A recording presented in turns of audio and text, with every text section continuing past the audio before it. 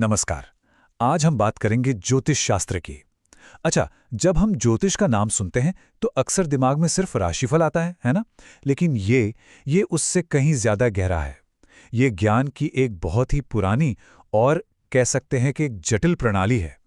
तो चलिए आज इसी की परतों को एक-एक करके खोलते हैं।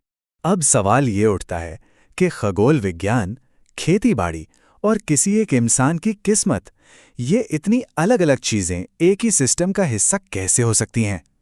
तो आइए पता लगाते हैं कि ये सब एक साथ मिलकर कैसे काम करता है। देखिए, हमारी आज की चर्चा का सफर कुछ इस तरह रहेगा। हम ज्योतिष के बुनियादी ढांचे से शुरुआत करेंगे, फिर इसकी 3 मुख्य शाखाओं को एक-एक करके समझेंगे और आखिर में देखेंगे कि ये सब आपस में जुड़कर कैसे ज्ञान का एक पूरा सिस्टम बनाती हैं। तो चलिए सबसे पहले ज्योतिष की नींव को समझते हैं। ये पूरा शास्त्र 3 बड़े स्तंभों पर खड़ा है, जिन्हें स्कंद कहा जाता है। स्कंद एक संस्कृत शब्द है। इसका सीधा सा मतलब है एक बड़ी शाखा या किसी ज्ञान के भंडार का एक बड़ा हिस्सा। तो ज्योतिष को मुख्य रूप से इन्हीं स्कंधों में बांटा गया है। इसे समझने का सबसे अच्छा तरीका है एक विशाल पेड़ की कल्पना करना।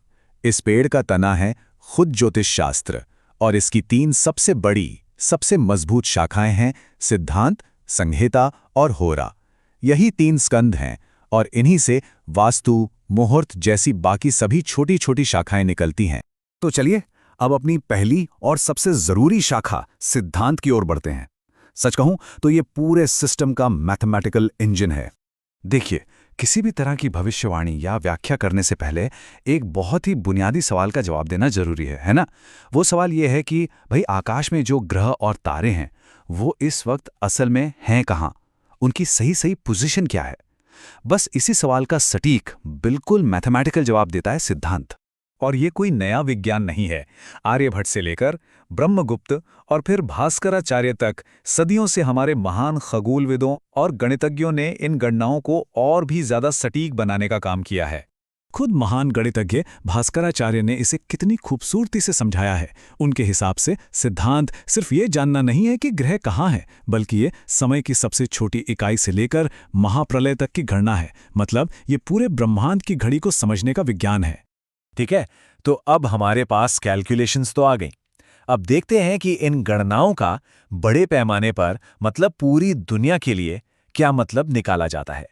और यहीं पर आती है संहिता शाखा। संहिता को मेदिनी ज्योतिष भी कहा जाता है।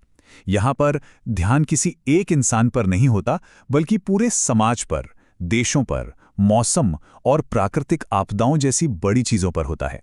ये ब्रह्मांड के बड़े पैमाने पर असर को समझने की कोशिश है। और संहिता का दायरा वाकई बहुत बड़ा है। सोचिए, इसमें घर बनाने की कला यानी वास्तु भी है, शादी ब्याह जैसे शुभ कामों के लिए सही समय निकालना यानी मुहूर्त भी है, और तो और मौसम की भविष्यवाणी करना भी इसी का हिस्सा है। इसका एक बहुत ही शानदार उदाहरण हमें खेती किसानी में देखने को मिलता है। पराशर जैसे महान ऋषियों ने बाकायदा ग्रंथ लिखे जिनमें यह बताया गया कि ब्रह्मांड के संकेतों को देखकर फसल कब बोनी है, कब काटनी है। ये ज्योतिष को सीधे जमीन से जोड़ता है। तो समूह से हटकर अब हम आते हैं व्यक्ति पर, और इसके लिए है होरा शाखा, ज्योतिष का वो रूप जिसे शायद हम सबसे ज्यादा जानते हैं। यह है जन्म ज्योतिष। इसमें जन्म के समय आकाश का जो नक्शा था, जिसे हम जन्म कुंडली कहते हैं, उसका इस्तेमाल करके किसी एक इंसान की जीवन यात्रा को समझने की कोशिश की जाती है। अब ये जो जन्म कुंडली है ना, इसे 12 भावों में, या जैसे हम आम भाषा में घर कहते हैं, उसमें बांटा जाता है। हर एक भाव, जैसे यहाँ दिख रहा है, जिंदगी के एक अलग पहलू को दिखाता है। जैसे पहला भाव खुद के बारे में है, व्यक्तित्व, सेहत वगैरह। 7वां भाव जीवन साथी और पार्टनरशिप के लिए है, और 10वां भाव वो करियर और समाज में मान सम्मान को दिखाता है। तो यहाँ सबसे जरूरी बात जो समझने वाली है वो ये है कि ये तीनों शाखाएं, सिद्धांत, संहिता और होरा, अलग अलग नहीं हैं। बिल्कुल नहीं। ये एक ही ज्ञान प्रणाली के 3 ऐसे हिस्से हैं जो एक दूसरे के बिना अधूरे हैं। देखिए, सबसे पहले है सिद्धांत, जो हमें देता है रॉ डेटा, मतलब शुद्ध गणित और खगोल विज्ञान की गणनाएं। फिर आती है संहिता। वो उसी डेटा को लेती है और ये बताती है कि इन गणनाओं का पूरे समाज, देशों और दुनिया पर क्या असर पड़ेगा। और आखिर में आती है होरा, जो ठीक उसी डेटा का इस्तेमाल करती है ये बताने के लिए कि किसी एक इंसान की जिंदगी पर इसका क्या असर होगा। मतलब साफ है, सिद्धांत की सटीक गणितीय नींव के बिना न तो संहिता की व्याख्या मुमकिन है और ना ही होरा की। अगर वो नींव नहीं तो बाकी सब सिर्फ अंदाजा है। गणित ही इस पूरे सिस्टम की जान है। तो आज हमने ये देखा कि ज्योतिष की ये प्राचीन प्रणाली कैसे काम करती है।